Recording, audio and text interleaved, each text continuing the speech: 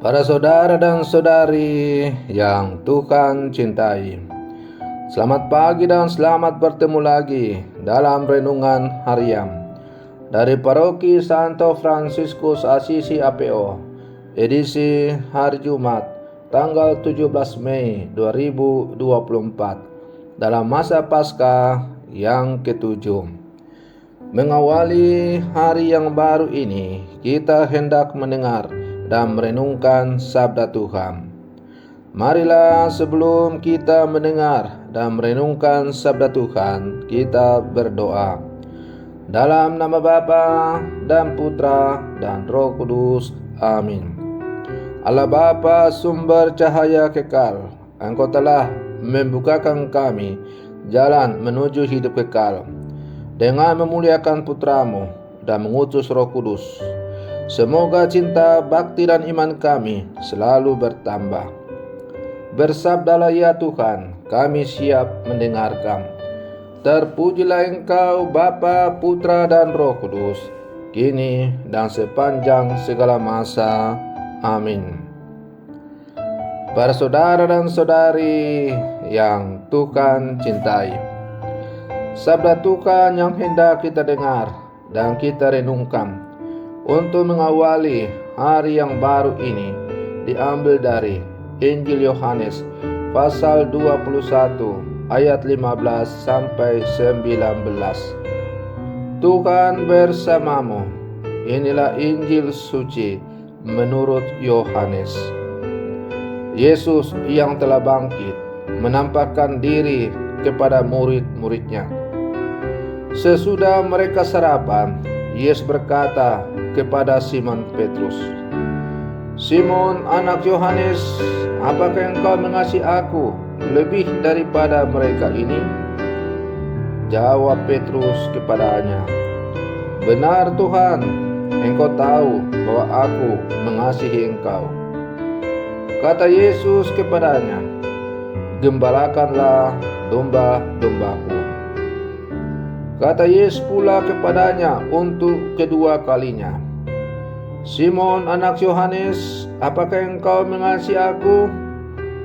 Jawab Petrus kepadanya, "Benar Tuhan, engkau tahu bahwa aku mengasihi engkau." Kata Yesus kepadanya, "Gembalakanlah domba-dombaku."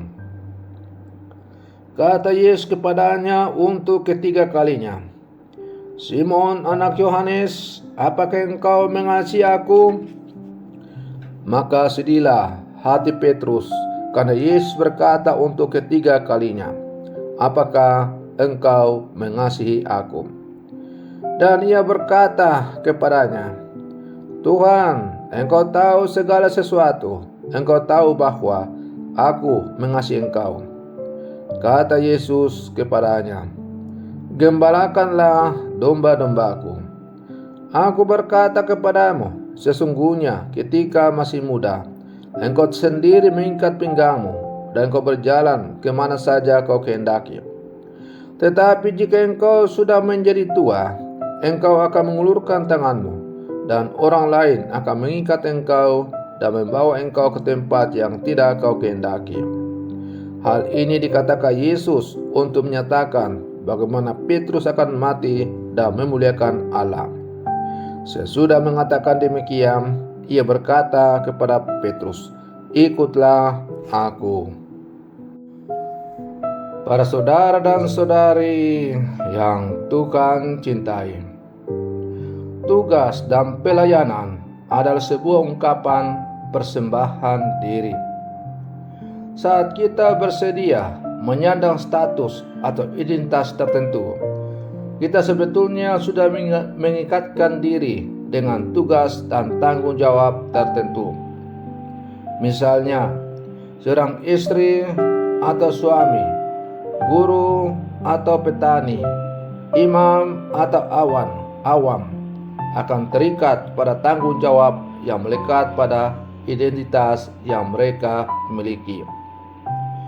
Dengan demikian, seseorang tidak begitu saja bertindak semena-mena dengan identitas yang dimilikinya. Hal yang sama pun berlaku dengan identitas kita sebagai pengikut Kristus. Kita tidak lagi bertindak atas kemauan sendiri, melainkan berdasarkan kemauan Kristus.